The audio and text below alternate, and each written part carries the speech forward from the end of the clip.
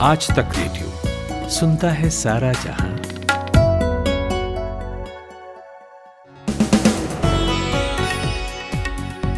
नमस्कार, तारीख है 8 सितंबर, दिन बुधवार। मैं हूं नितिन ठाकुर और आप सुन रहे हैं शाम का हमारा स्पेशल न्यूज एनालिसिस पॉडकास्ट दिन भर।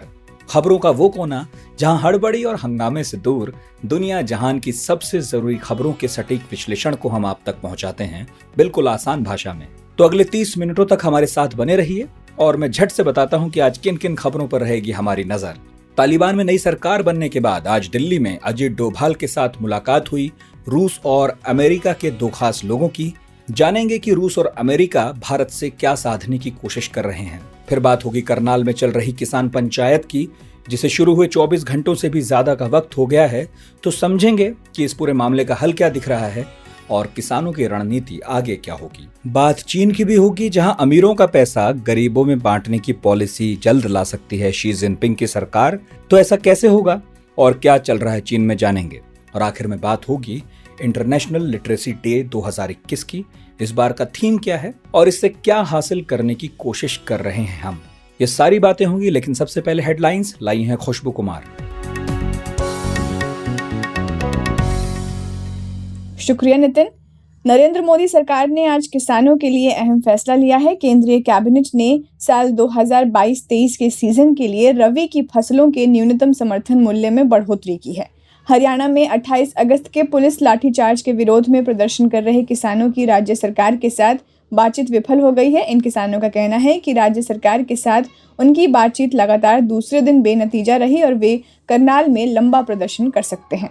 केंद्रीय कैबिनेट की सुरक्षा संबंधी समिति यानी CCS ने भारतीय वायुसेना के लिए 56C-295 MW विमान की खरीद को मंजूरी दे दी है। केंद्र सरकार ने ऐतिहासिक कदम उठाते हुए महिलाओं को भारत के सशस्त्र बलों में परमानेंट कमीशन के लिए राष्ट्रीय रक्षा अकादमी में प्रवेश देने की अनुमति दे दी है। केंद्र सरकार ने सुप्रीम कोर्ट को बताया कि NDA और नेवल अकादमी में महिलाओं को दाखिला मिलेगा। अफगानिस्तान में तालिबान की सरकार के गठन के बाद महबूबा मुफ्ती ने कुलगाम में कहा कि तालिबान हकीकत बनकर सामने आ रहा है। वो अगर अपनी छवि बदलता है तो दुनिया के लिए मिसाल बन सकता है। असम जोरहाट में आज शाम ब्रह्मपुत्र नदी पर 100 यात्रियों को लेकर जा रही दो नाव आपस में टकरा गई। हादसे के बाद से करीब 65 लोग लापता हैं, जिनकी तलाश की जा रही है। इनमें महिलाएं और बच्चे भी शामिल हैं। सूत्रों से मिली जानकारी के अनुसार दोनों नावों में करीब 100 यात्री सवार थे।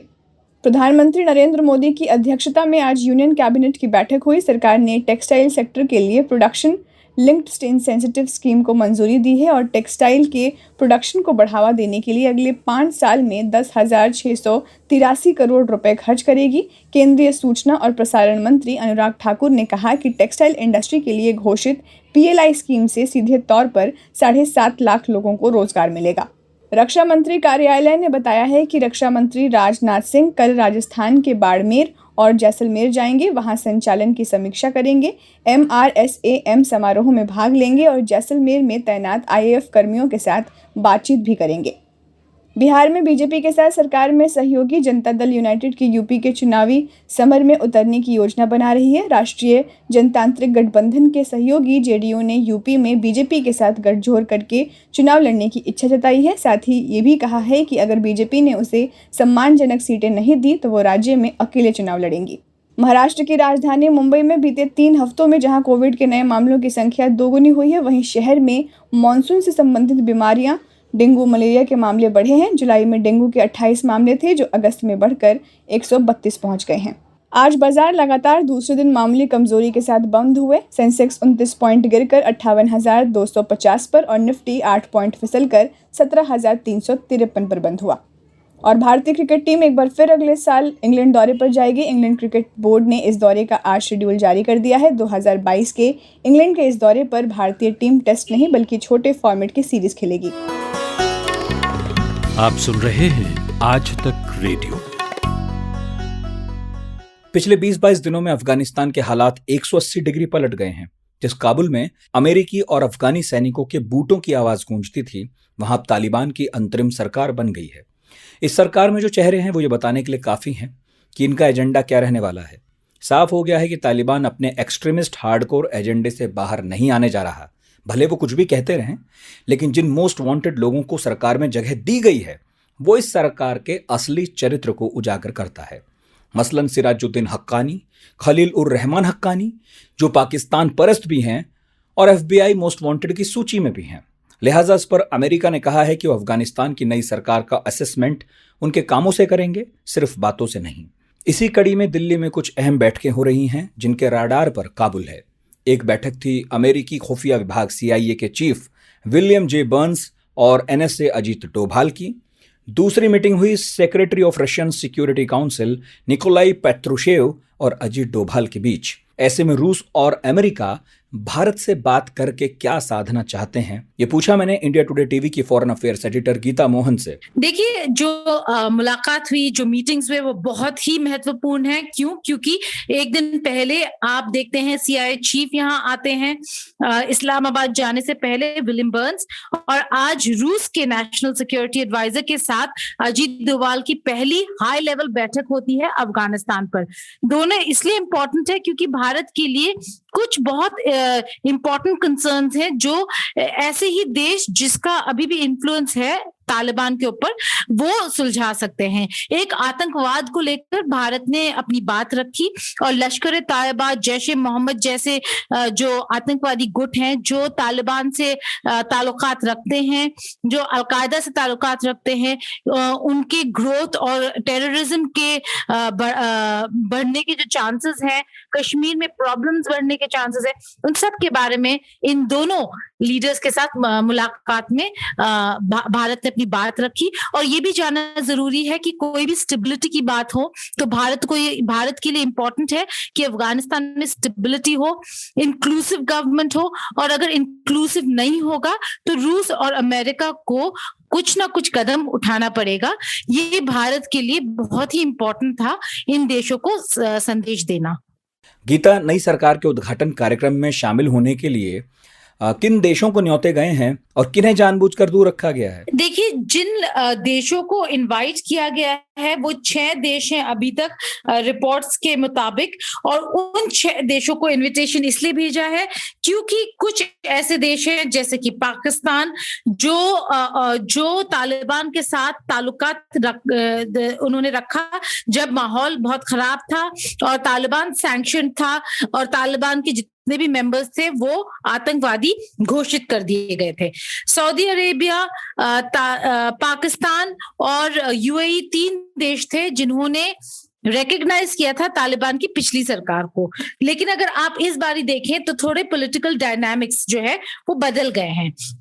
सऊदी अरेबिया और UAE थोड़ा सा संभल के चलना चाह रहा है, लेकिन क्योंकि अफगानिस्तान एक जियो स्ट्रेटेजिकली बहुत इंपॉर्टेंट स्पेस है, इसलिए रूस और चीन अपना वो स्पेस गंवाना नहीं चाहता। US की जाने पर जो वैक्यूम हो गया है उसको रूस और चीन अपनी जगह बना के भरना चाहता है। इसीलिए अगर आप देखें, इन्विटेशन 6 देशों को दिया गया है अभी तक: Russia, China, Turkey, Iran, Pakistan और कतर बहुत ही इंपॉर्टेंट है क्योंकि दोहा में ही जितने नेगोशिएशंस हुए थे वो दोहा में हुए थे। एक एक्सेप्टेबल देश था मिडिल ईस्ट में, वेस्ट एशिया में, जहां पे तालिबान को शरण दिया जा सकता था और बातचीत कर सकते थे। तो ये इस वजह से इन देशों को इनवाइट किया गया है। ये तो कोई सरप्राइजिंग बात होगी नहीं कि भारत को अभी इन्विटेशन नहीं मिलेगा, लेकिन इन देशों में से किसी ने, पाकिस्तान ने भी अभी तक तालिबान की इस सरकार को मान्यता नहीं दी है।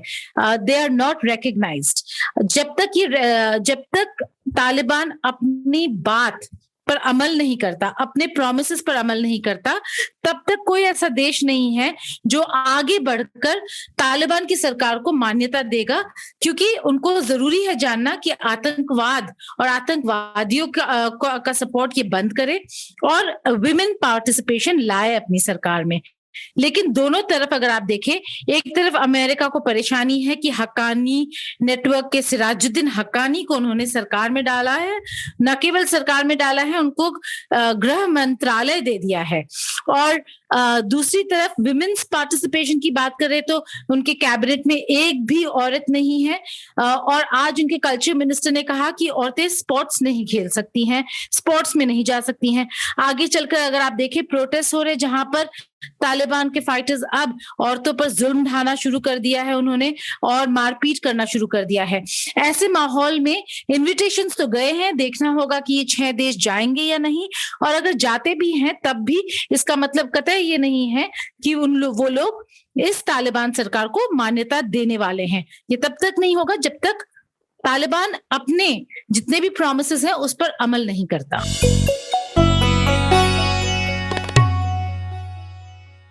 और अब बात करनाल में हो रही किसान महापंचायत की। यहाँ किसानों पर हुई पुलिसिया कार्रवाई के विरोध से शुरू हुआ संघर्ष अब बड़े रूप में नजर आ रहा है। कल का दिन भी करनाल में हिंसक झड़पों से भरा रहा और आज फिर ये संघर्ष और बड़े रूप में नजर आ रहा है। आंदोलन का बढ़ता स्वरूप, भारी संख्या में जुटते किसान अब जो है एडमिनिस्ट्रेशन के लिए सिरदर्द बन गए हैं। कल ही किसान नेता राकेश टिकैत भी करनाल पहुंचे थे। प्रशासन ने कल बातचीत की कोशिश की, मामला हल करने का प्रयास किया, बात बनी नहीं, संघर्ष हुआ और तमाम किसान नेताओं की गिरफ्तारी हुई। अब सवाल यह है कि किसानों और प्रशासन के बीच चल रहे संघर्ष को 24 घंटों से ज्यादा हो गए हैं, तो जो बातचीत अब हो रही है उसका हल क्या निकला और इस पूरे मामले का हल क्या निकलेगा, यही पूछा हमने हमारे द लल्लन टॉप के सहयोगी प्रशांत मुखर्जी से, जो शुरू से ही करनाल में है और पूरे मामले पर अपनी नजर रखे हुए हैं। देखिए, इसमें पहले तो बुनियादी चीजों को समझना पड़ेगा। सबसे पहले कि कुछ दिनों पहले जो वीडियो वायरल हुआ था जिसमें करनाल के एसडीएम कथित तौर पर ये कहते हुए नजर आ रहे हैं कि किसानों पर लाठीचार्ज करें, उनका सर फोड़ दें। ये वीडियो वायरल होने के बाद और इसमें कथित तौर पर जिस किसान की मौत हुई थी, इसको लेकर लोगों में बहुत रोष था और एक इमोशनल अपीवल दी गया इस मूवमेंट को। इसके बाद कल के प्रदर्शन के बाद उन्होंने घेराव किया और घेराव के बाद उनकी मांग सीधी थी कि एसडीएम के ऊपर मर्डर का केस, मतलब 302 का मुकदमा चलाया जाए। ठीक एक दूसरी थी कि उसको सस्पेंड किया जाए। तो कल की बातचीत विफल रही। बहरहाल अभी जब मैं आपसे बात कर रहा हूँ, इस बीच बातचीत सरकार और सरकार के नुमाइंदे, मतलब कि प्रशासन और संयुक्त किसान मोर्चा के नेता यानी कि राकेश टिकैत, इंद्रजीत सिंह, योगेंद्र यादव, इनकी बैठक जारी है।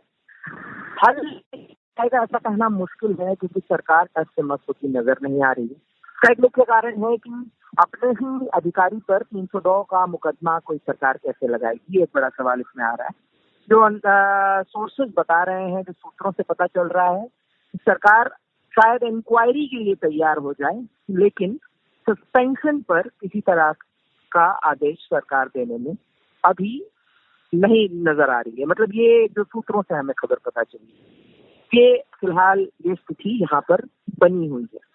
अच्छा प्रशांत, किसानों की रणनीति अब आगे क्या है? और जैसा कि आप बता रहे हैं कि सरकार तो एसडीएम पर कार्रवाई करने में संकोच कर रही है, तो अब किसान किन ऑप्शंस पर विचार कर रहे हैं? किसानों का भीड़ यहाँ जो जमावड़ा है वो लगातार बना हुआ है। जो लबोलुबाद है वहाँ ये दिख रहा है कि किसान अपनी मांग से पीछे हटने को कतई तैयार नहीं है। वो बिल्कुल क्लियर है उनकी मांगों को लेकर। और बहुत विशेष सूत्रों से हमें ये पता चला है कि संयुक्त किसान मोर्चा हाई कोर्ट में भी रिट पिटीशन दायर करने जा रही है। जो संयुक्त किसान मोर्चा का लीगल सेल है वो हाई कोर्ट में रिट पिटीशन डालेगा एसडीएम के खिलाफ अब्यूज ऑफ पावर की क्लॉज पर कि उसने अपने अधिकार का गलत इस्तेमाल किया है।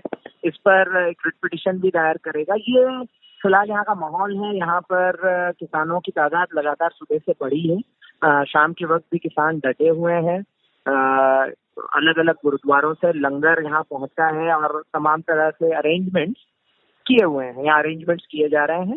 राकेश टिकैत, योगेंद्र यादव सभी मौजूद हैं यहाँ पर। तो ये फिलहाल यहाँ के पूरे हालात को अगर मैं सम अप करके बताऊं तो ये सिचुएशन है यहाँ। और बाकी जो नेताओं की बैठक है वो जारी है और यहाँ पर टेंट वगैरह लगा दिए गए हैं। पुलिस भारी मात्रा में तैनात है और दूसरे भी जिलों से बड़े बड़े अफसर यहाँ बुलाए गए हैं, पुलिस ऑफिशियल्स बुलाए गए हैं। जो ऐसा भी बताया जा रहा था कि इस केस को हैंडल करने के लिए हाई स्टेट के डीजीपी तक को बोला गया। हालांकि फिलहाल एडमिनिस्ट्रेशन के ही लोग हैं। इसमें यहाँ के जो आम किसान हैं, संयुक्त मोर्चा के लोग हैं, उनकी कुछ मांगे हैं। जैसे वो 25 लाख रुपए की मांग कर रहे हैं, 25 लाख रुपए का मुआवजा पीड़ित परिवार को दिया जाए। उनका कहना है जब नीरज चोपड़ा को 6 करोड़ रुपए दिए जा सकते हैं तो ये किसान को क्यों नहीं दिया जा सकता, उनकी मौत हो गई, उसको मुआवजा 25 लाख क्यों नहीं दिया जा सकता। दूसरा एक और जो बातचीत चल रही है कि एसडीएम पर सरकार इस वजह से किसी तरह का कदम नहीं उठा रही है, उसके खिलाफ कोई सख्त कार्रवाई इस वजह से नहीं कर रही है क्योंकि उनका रिश्ता राकेश सिन्हा से है। राकेश सिन्हा आरएसएस आइडियोलॉग हैं, दिल्ली यूनिवर्सिटी में प्रोफेसर है, फिलहाल राज्यसभा की सांसद भी है। तो कुल मिलाकर ये सारी जो डिस्कोर्स है इस फिलहाल लोगों के बीच ये चल रहा है। करनाल में संघर्ष जारी है, लेकिन दिल्ली में केंद्र सरकार ने किसानों से जुड़ा एक महत्वपूर्ण फैसला लिया। केंद्र कैबिनेट ने साल 2022-23 के सीजन के लिए रबी की फसलों के न्यूनतम समर्थन मूल्य यानी एमएसपी में बढ़ोतरी कर दी है। सरकार ने गेहूं के लिए एमएसपी में 40 रुपए की बढ़ोतरी की, जो अब 2015 रुपए तक पहुंच गया है, और जौ की एमएसपी में 35 रुपए की बढ़ोतरी हुई है। सरकार के मुताबिक रेपसीड और सरसों के एमएसपी में भी पिछले साल की तुलना में उच्चतम वृद्धि कर दी गई है, जिससे रबी फसलों के दामों में भी बढ़ोतरी हो जाएगी।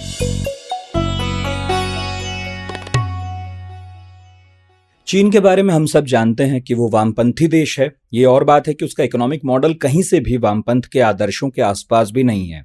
पीकिंग यूनिवर्सिटी में अर्थशास्त्र के प्रोफेसर हैं याओ यांग। उनका कहना है कि देश में 31% संपत्ति सिर्फ 1% लोगों के हाथ में है।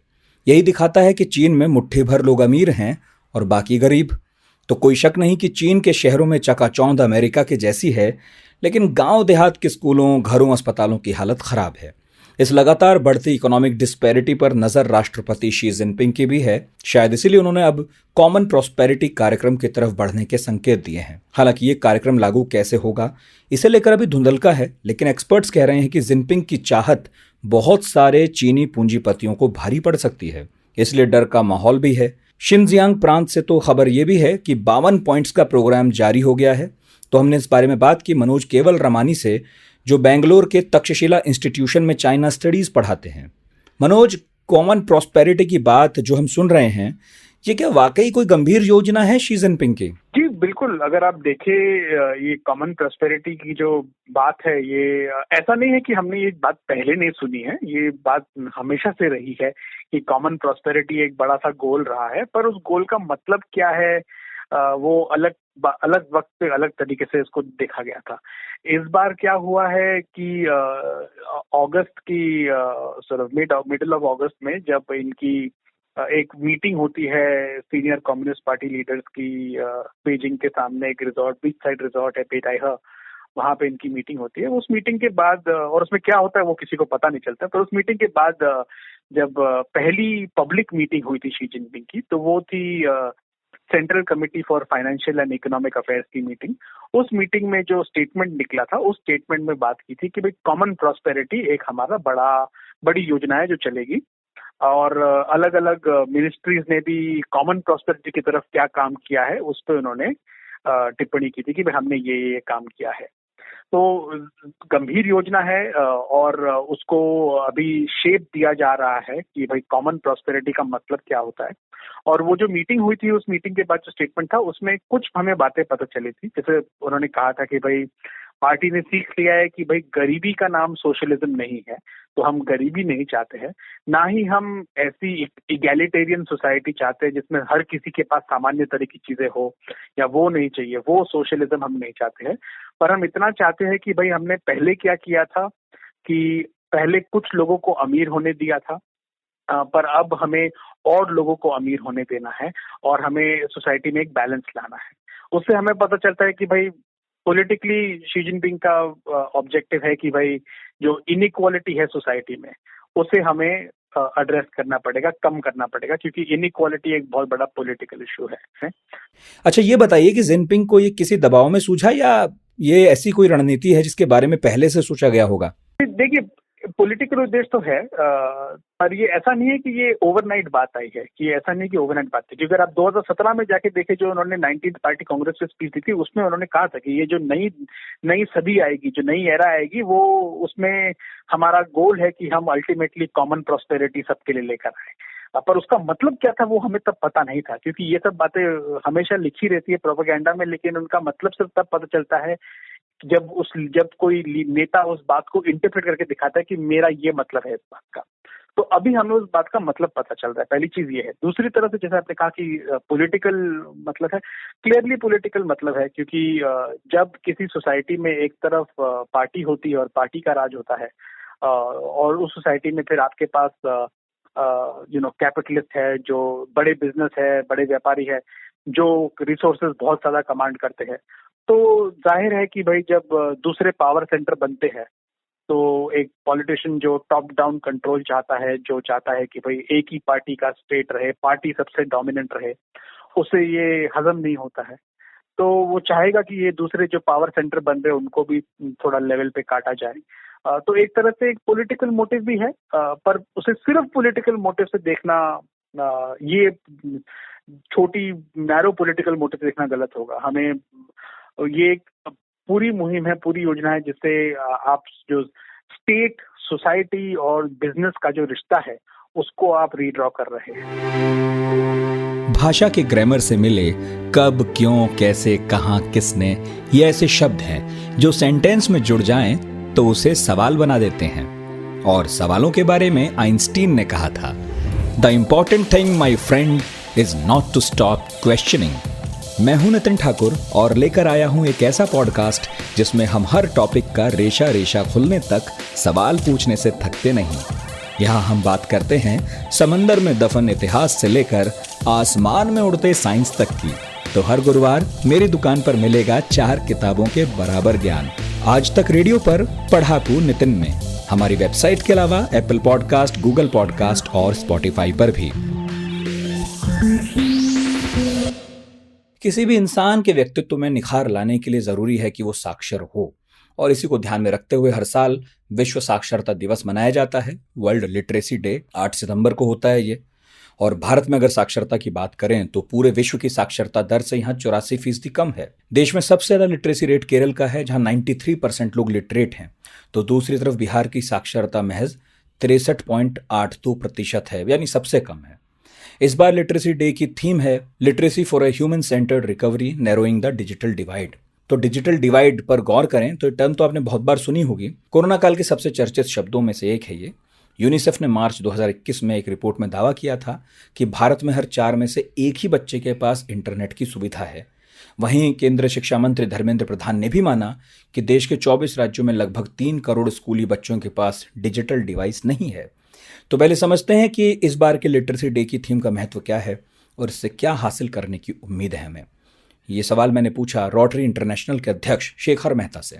इस साल की जो थीम है वो वर्ल्ड लिटरेसी डे पे है, literacy for a human centred recovery, narrowing the digital divide. ये देखा गया है कि पेंडेमिक के कारण अगर बहुत ज्यादा क्षति हुई है तो वो बच्चों की पढ़ाई की हुई है। भारत में तो हमने फिर भी बहुत बढ़िया काम किया है इस क्षेत्र में, लेकिन बहुत सारे देश हैं डेवलपिंग वर्ल्ड के जहां बच्चे ना तो स्कूल जा पा रहे हैं और ना ही घर पे पढ़ पा रहे हैं। भारत में हमने डिस्टेंस लर्निंग किया है, पोर्टल स्टार्ट किए हैं जिसपे करोड़ों बच्चे उसके ऊपर में पढ़ रहे हैं, उस पर जा रहे हैं, लेकिन हर जगह तो ये विश्व भर में ये सुविधा प्राप्त नहीं है।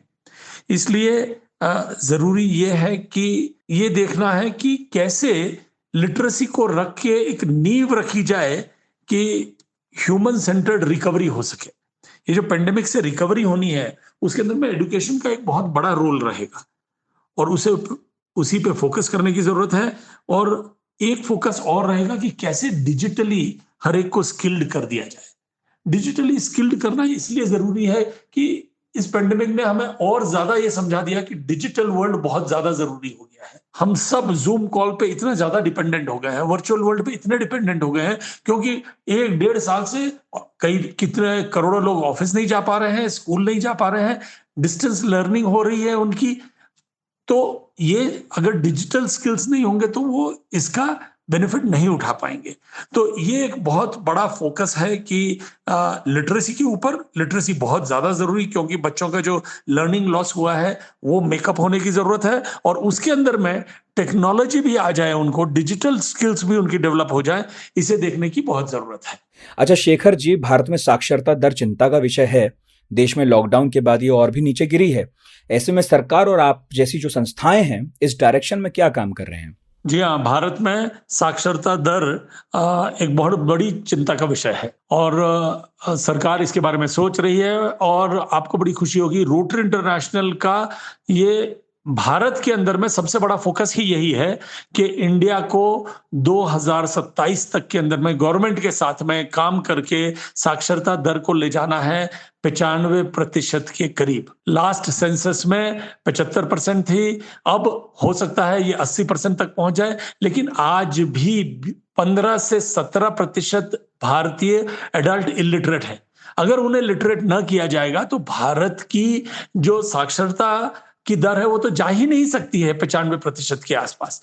तो गवर्नमेंट भी इसके लिए तत्पर है। गवर्नमेंट की स्कीम है, जो नई एजुकेशन पॉलिसी है उसके अंदर में पढ़ना लिखना अभियान में एडल्ट्स को फोकस किया जाएगा, क्योंकि बच्चों के स्कूल जाने की रेट हमारी बहुत अच्छी है, ड्रॉप आउट है, लेकिन वो लिटरेट हो जा रहे हैं। हम चाहते हैं कि वो ड्रॉप आउट ना हो, पेंडेमिक के उपरांत भी वो ड्रॉप आउट ना हो, वो भी एक बहुत बड़ी मुहिम होगी। लेकिन जो एडल्ट इलिटरेट रह गए हैं, अगर हम उन्हें लिटरेट नहीं बनाएंगे तो हमारी साक्षरता की दर ऊपर जा ही नहीं सकती। तो रोटरी इंटरनेशनल का भारत में सबसे बड़ा फोकस ही यही है कि हम इंडिया को टोटली लिटरेट करना चाहते हैं। इसके अंदर में हम चाहते हैं कि हर बच्चा क्लास 6 अपवर्ड्स जो है वो एक एडल्ट को पढ़ाए। जी, करोड़ों बच्चे हैं, सोचिए अगर एक एडल्ट को वो पढ़ाएं तो हमारी ये समस्या सॉल्व हो सकती है, और ये पॉसिबल है।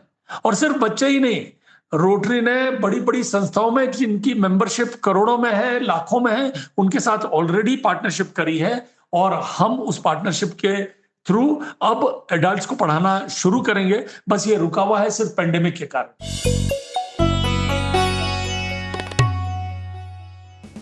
वक्त अब विदा का। हमारे शो आपको कैसे लग रहे हैं बताइएगा जरूर radio@aajtak.com पर। हमारा व्हाट्सएप नंबर भी है 9953323303। आज का शो प्रोड्यूस किया है खुशबू ने, साउंड मिक्सिंग की है अमृत रेगी ने। मेरा नाम नितिन ठाकुर है। सुनते रहिए आज तक रेडियो।